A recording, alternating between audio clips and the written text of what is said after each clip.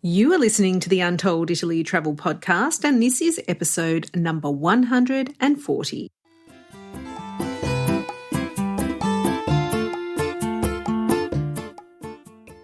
Ciao a tutti and benvenuti to Untold Italy, the travel podcast where you go to the towns and villages, mountains and lakes, hills and coastlines of Bella Italia. Each week, your host, Katie Clark, takes you on a journey in search of magical landscapes, history, culture, wine, gelato, and of course, a whole lot of pasta. If you're dreaming of Italy and planning future adventures there, you've come to the right place.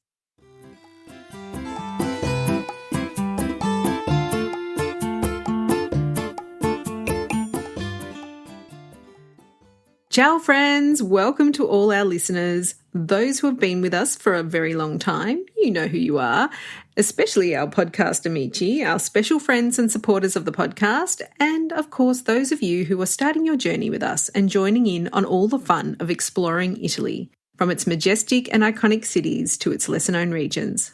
I'm so happy that you're all here with us today, and I can't wait to share all the magic, people and places of this incredible country with you. I'm recording this episode for you today in the month of September. But in fact, the topic of this episode is all about October, and I'll tell you why. September is a very busy month in Italy for visitors, perhaps the busiest, especially to everyone's favourite destinations, Rome, Florence, Venice, Tuscany, the Amalfi Coast and Cinque Terre. And I think that's because the travel industry has done a very good job of convincing people that August is too hot and crowded with European tourists. So what happens is English-speaking visitors like ourselves might prefer the cooler climes of September, and they've done a really good job of selling this. So what's happened, especially since COVID, is that September, and particularly the first 2 weeks of September, is now extremely busy, probably busier than June, which was record-breaking in terms of visitor numbers this year. And we're hearing this from our partners, tour guides, accommodation providers, and people on the ground, just planning lots and lots of time in Italy in September. And so what does that mean for us travellers and those of us wanting to visit Italy in 2023? Well, it means the prices and crowds go up and experiences and attractions are fully booked. And personally, I find that all a bit exhausting.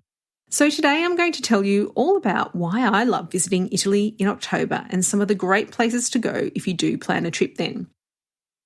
Now, I've always loved October, wherever I've lived in the world. Apart from the fact that it's my birthday month, and I love celebrating my birthday, it's also a time when either spring is in full bloom, where I live in Australia, or the leaves are turning and the days are cooler and a little shorter in the Northern Hemisphere. In October, you really feel like you're in the middle of autumn or fall, and that's my favourite season of all. But why should you visit Italy then? Well, I have a few reasons for you, 7 in fact. And I'm going to take you through those, and then I'm going to talk to you about some of the beautiful places that you can visit in Italy that will just charm you beyond all imagination. So let's go through it now. So the first reason why I love October as a month to visit Italy is fewer crowds. Not everyone is bothered by crowds, but I prefer to have a more leisurely approach to my travel. And so in October, this is when everything is a lot more enjoyable in the cities especially. You can walk leisurely down the streets and, just soak up the atmosphere among the locals, because if you've ever lived in a big city where it's a big tourist population, then you'll know that the locals kind of scurry away in the peak seasons and try and stay out of the way of visitors, unfortunately, because it just can be quite exhausting to push through thousands of visitors who don't really know what direction they want to go in. So in October in Rome, for example, you can walk down the street and just meander. Same in Florence, which you can't really do in September. And we were in Florence in September 2017, and it was so busy. It was crazy busy. And, you can always find ways away from the crowds, for sure.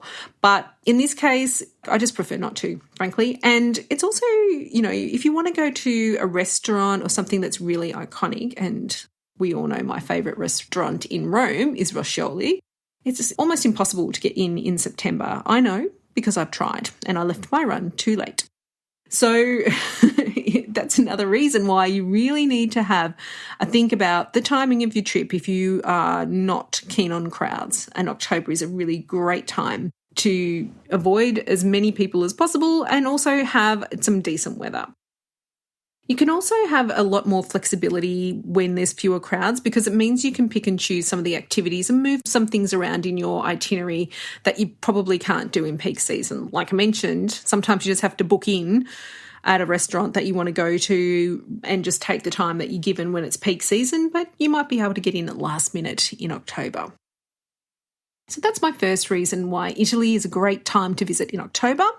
And my second reason is all about your budget. So in October, you have much better value and choice for everything from flights and hotels and tours. So prices this summer in Italy were the highest in Europe thanks to really strong demand and really high occupancy rates in the hotels. So what it meant was that the hotels were able to adjust their prices because they had so much demand, especially coming from the United States. And similarly with airlines, there wasn't as many flights as there were perhaps previously. And so there was a big rush for everyone to go to Italy. Hence the prices went up, just simple demand and supply equation. So delaying your trip, if you can, till October, you'll get much better deals. And if you want to stretch your budget a little bit further, you can maybe grab yourself an upgrade and a bigger hotel room or one with a spectacular view. And so who doesn't like an upgrade? I know I do. So, it's another thing to consider. I understand why people really want to go when it's sunny and bright. We're going to talk about weather a little bit later, but I think you'll find that it's not as gloomy as you might think. So, as I mentioned, there's better flight availability for October. Usually you'll get last-minute deals, and also there's tour availability. So if you're wanting to go and see the Vatican at a particular time, it's much easier to do that when the crowds are fewer. Okay, my next point is going to be about the weather. Now, obviously, in October, things start to cool down a little bit, which if you've heard my commentary about what Rome was like this summer, it's a sweet relief, to be honest. And, personally, I love walking around cities when there's a bit of crisp in the air and you're not getting too sweaty and you can just, pick up a good pace and walk around and soak it all up.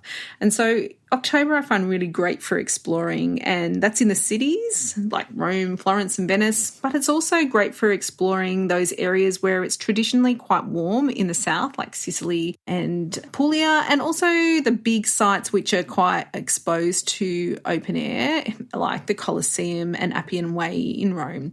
It's just much more pleasant to be exploring when the temperatures are around in the 20s, which I think is in Fahrenheit, is around the 50s or 60s. So personally, I think it's much more pleasant. But you can also get lucky and get some warm days for swimming when you're on the coast, on the Amalfi Coast, and maybe in Sicily. So, it's got a nice mixed bag in October. And I think especially when you get towards the end of the month, it becomes great pasta eating weather. I mean, who doesn't love a steaming bowl of pasta with a glass of red wine when there's, a cool night and you're cozy in your restaurant? It's just perfection to me. Okay, so reason number 4 why I think October is a wonderful time to visit Italy is that it is harvest season, and it's a very, very special time of year. We talked about what happens in Tuscany last year with Ariana from KM0 Tours. I think it was on episode number 89 if you want to go back and have a listen about that. But it's such a special time of year because this is when the harvest of the grapes and olives takes place. And of course, these ingredients are so iconic in Italian cuisine and the lifestyle and the culture. So it's part of the rhythm of life. It's part of the countryside traditions. And if you can be part of that or watch it or even just observe it for a little while, it's really soothing, I think, because, they've been carrying out these processes for centuries. And there's something really comforting about repetition of seasonal processes. I find it really soothing myself just to know that people have been taking these steps every single year, year after year. And, that even though the pace of change in life, has gone really fast and we've had lots of disruptions lately, we've still got this rhythm of life going on. And what happens in the countryside is obviously once you've harvested the grapes in particular, then the countryside looks completely different. And so it looks a little bit bare and raw, but I just love that look as well because it's just such a contrast between the beautiful green rolling hills that existed before. So in Tuscany, for example, it all becomes quite sandy coloured and you've got the vine leaves are sort of dripping off, and it's just a really beautiful, not desolate, but just really quiet atmosphere. And I find it really soothing. So the grape harvest is known as vendemmia, and that would happen throughout September and October, and maybe even this year it's happened a little bit earlier because it's been so hot. But if you can be around in that time, there is a lot of, festivals and celebrations when the harvest is finished, and you want to, see if you can maybe hook into one of those. And it's just worthwhile searching up, especially if you're going to be in Tuscany or Piedmont or some of the big wine regions, what's happening for the grape harvest. Make sure you do book if you're wanting to go to wineries though, because obviously they're very busy, and we've actually had to adjust a few plans for some of the things that we've got coming up just because, yes, everyone's busy for vendemmia or the grape harvest. The olive harvest as well, it's really, really special.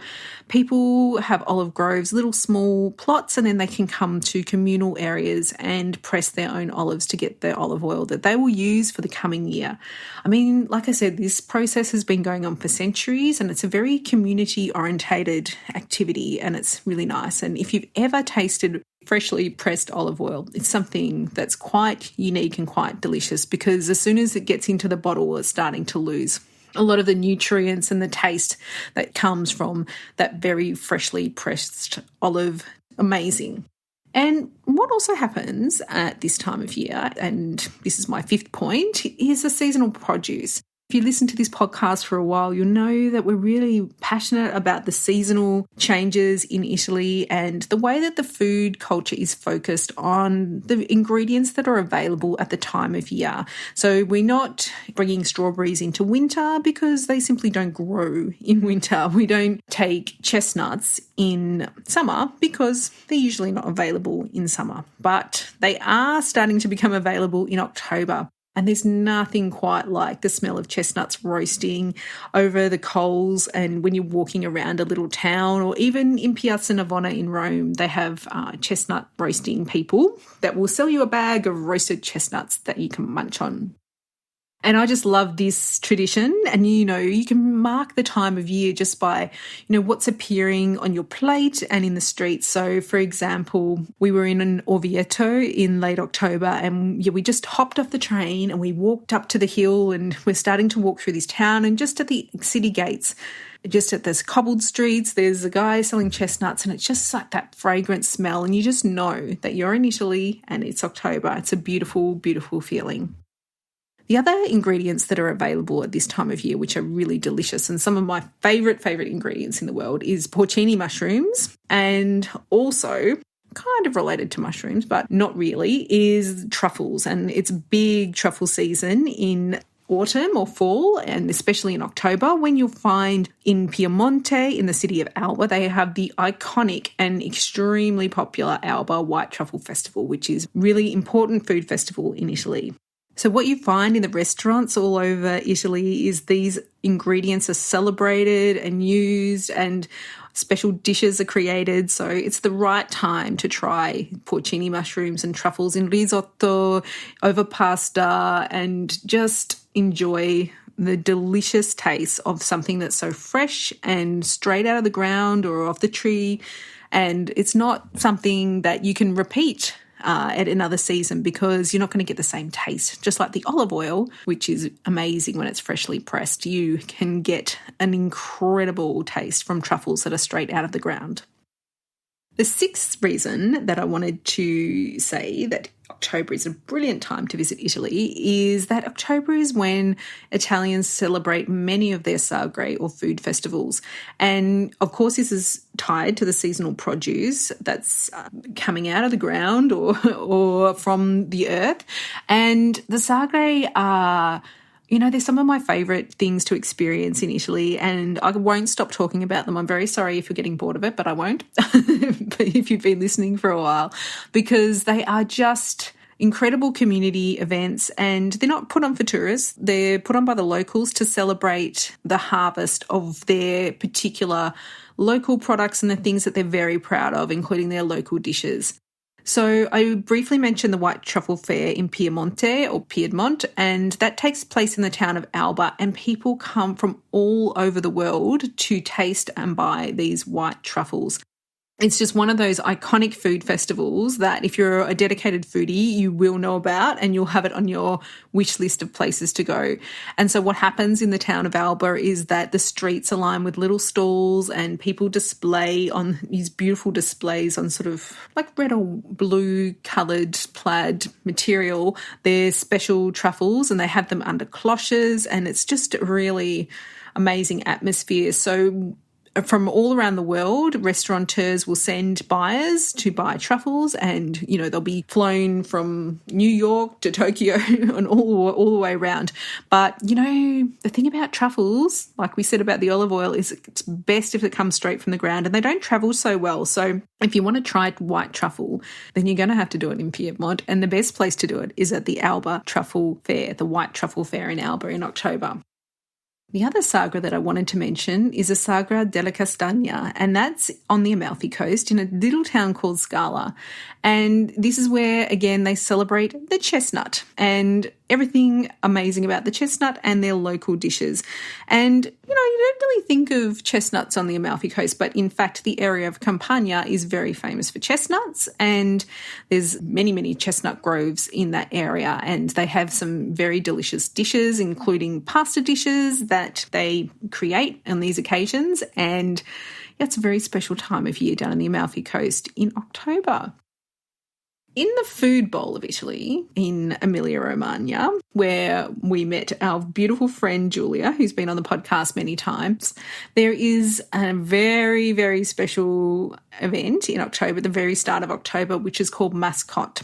And this is a sagra that celebrates the boiling of the grape must. And this is the start of the process to make the aged balsamic vinegar of Modena. And it's a really important part of the process. So when we were there recently, we actually got to taste that grape must juice, and it was really delicious, actually. And it was actually that taste that made my son really interested in the process of making balsamic vinegar, because it's a really old and, I guess, very precise process. And so it's this celebration in October called Mascotte in the town of Spilamberto, which is where Julia lives. That is the celebration of the start of that process that will go on for a minimum of 12 years, which is, to my mind, pretty amazing that anyone has the dedication to stick it out for 12 years to see the end result of something that, in fact, is so very delicious. The last sagra that I wanted to mention is not really a sagra, it's more of a festival, but it's one of the most famous ones in Europe, and it's called Euro Chocolate. And it's a chocolate festival that takes place in Perugia in Umbria. So again, it's just a whole week dedicated to chocolate, and so you can go around tasting chocolate and trying all the different dark chocolate, milk chocolate, and just really artisan level chocolate that, you know, people that have, you know, spent a lot of time perfecting their craft. And it's a wonderful experience to have in beautiful Umbria, which is, you know, one of the areas that I really think people should seek out a lot more. And Perugia is actually not difficult to reach from Rome, and you can reach it by train. And it's one of those places that you're going to fall in love with because it's got a beautiful piazza, little local markets, and just a lovely medieval feel. I really liked it a lot, and I really encourage anyone to go there, especially in October. Okay, the last reason that I wanted to mention about why Italy is a great time to visit in October is, well, it's not really related to Italy, but I think it's more around how maybe your business works or who you're working for, your employer.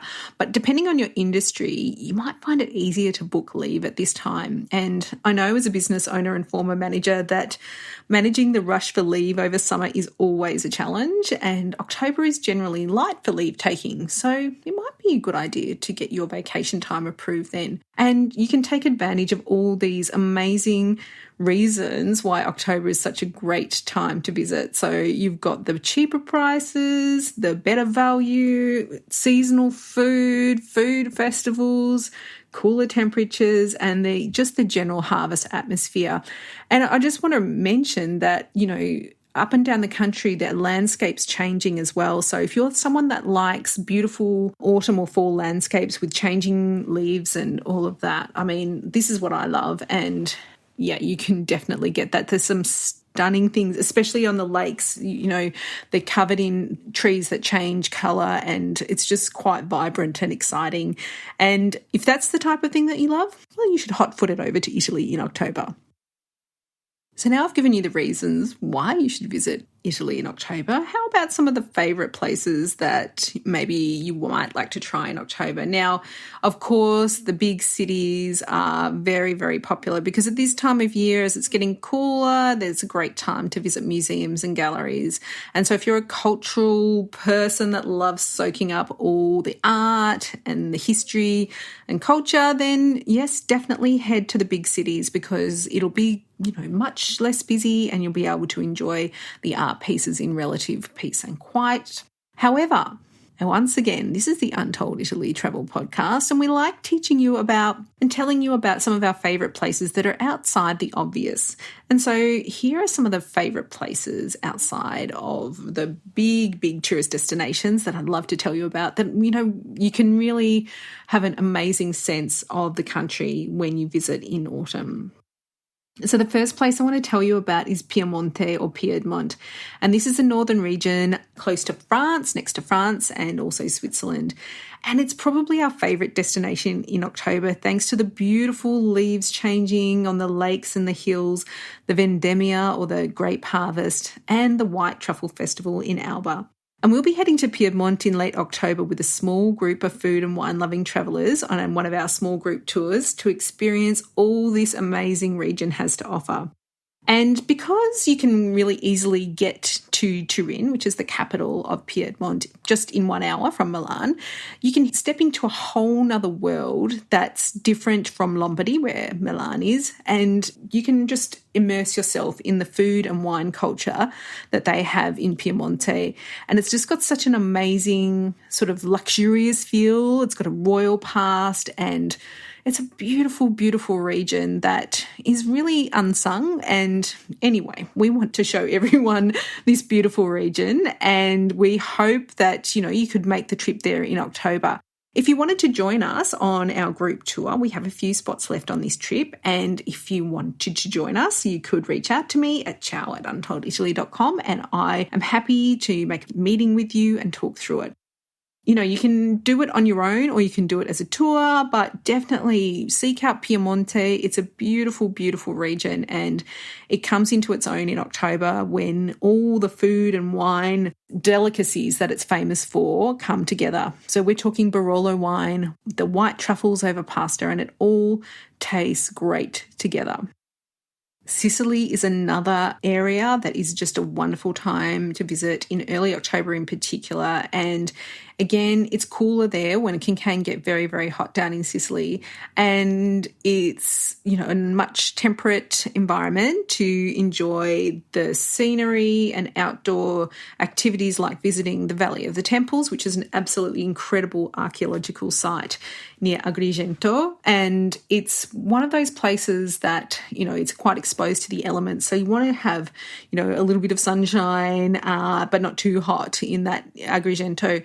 And it's the same in the towns. I mean, they just come a bit more to life because people aren't, going so much for a siesta. So when we visit the towns and you go into places like Noto, Ragusa, you can really experience what it's like to live as a local in those areas, because at this time, most of the visitors have kind of dissipated and you're just getting that local feel, which is really, really special. I'm actually going to be in Sicily on tour with La Rosa Works Sicily, and this is a joint tour that we've created with Karen La Rosa from La Rosa Works, and I'm going to be there this October. I'm so excited to be there to just explore these beautiful towns and villages that I just love so much, and we're going to be spending 10 days there, and I can't wait. It's going to be amazing. That Sicily tour is all sold out, but, if anyone's interested, do let me know because we are organising our calendar for next year. The other place that you might like to consider for October is beautiful Matera in Basilicata, and this city comes into its own in October when the temperatures are much cooler and much more manageable than in peak summer when it's really, really hot there. And the light is magical. It just bounces off the buildings at that time of year, and it's just magical. The buildings are all stone coloured, so you just get this really nice glow over the city, and perfect time to visit Matera is in October.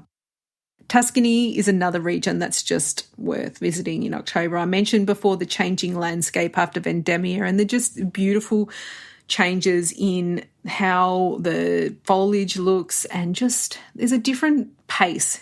Everything sort of slows down a bit, and I just really love that slower pace of life in Tuscany, because summer can be really busy in Tuscany, and September in particular, as there are a lot of visitors. But once the harvest has been completed, everyone starts to relax and just enjoy living and catching up with friends, and you'll see that local pace of life pick up and just a bit more local atmosphere than you would if you were visiting in some of their summer months. Umbria, next door to Tuscany, is another place which is just beautiful in October. Once again, the leaves are changing. You have the Perugia Chocolate Festival. The chestnuts are roasting and the olive oil harvest is happening. Umbria is a region that's really dominated and informed by its connection to the land. And so when the harvest is running and people are engaged in the harvest and enjoying the fruits of their labour, that's a really special time of year to visit too. So I'm hearing you ask, Katie, what about the weather? Really? Is it going to be really, really wet and rainy? And am I going to be miserable walking around with my umbrella? So the answer to that is, well, no one really knows. No one could have predicted the heatwave summer that Italy had this year, but you are probably likely to experience a few more showers than you would in September, but they generally pass quite quickly. And if you use a weather app like AccuWeather, like what I use, you can also plan your day around any showers because it gives you a rain radar that you can look at. We're quite obsessed with these weather things in Australia, so if you're not familiar with them, I'd take some time to check out the AccuWeather app. You can get it from an Apple or Android, and it's a really useful thing because you can actually start planning some of your days around it. Anyway, I like to pop into a museum or cafe or have a long lunch or even a nap if it starts raining. And, it's all good in October, so don't worry about the weather. I don't. There's plenty of sunshine and fun to go around and other cosy activities to enjoy if it's a little bit misty.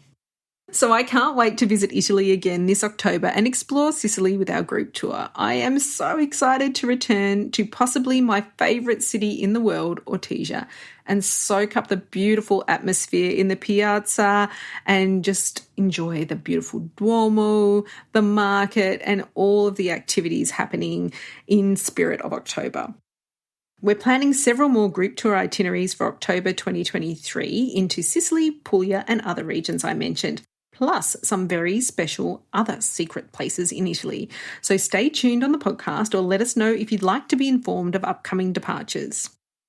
You can check out our existing itineraries at tours.untolditaly.com. We've made them super detailed so you know exactly what to expect, but know that there is plenty of food, wine, cheese and culture to keep you dreaming of Italy for a very long time. And of course, we put a link to our tours website and all the places and companies mentioned in this episode into the show notes at untolditaly.com/140 for episode 140. Grazie, thanks to all our wonderful listeners for your ongoing support of Untold Italy. We truly appreciate all of you, our listeners, for joining us from all around the world, and we are very proud to be in the top 10 travel podcasts in the US, UK, Canada and Australia. Wowee, not bad for a little podcast started in a pandemic. Now, we'd be thrilled if you help spread the word even further so we can reach more Italy-loving travellers just like you. And the best way you can do this is by leaving us a 5-star rating or review on your favourite podcast app or forwarding this episode onto a friend who is planning their very own dream trip to Italy. I'm wrapping up the show now with a promise we'll be back next week and visiting the incredible city of Matera. Most people zip through Matera on a day trip, but in this conversation you'll learn why a longer stay of 2 to 3 days is an excellent idea. But until then, it's ciao for now.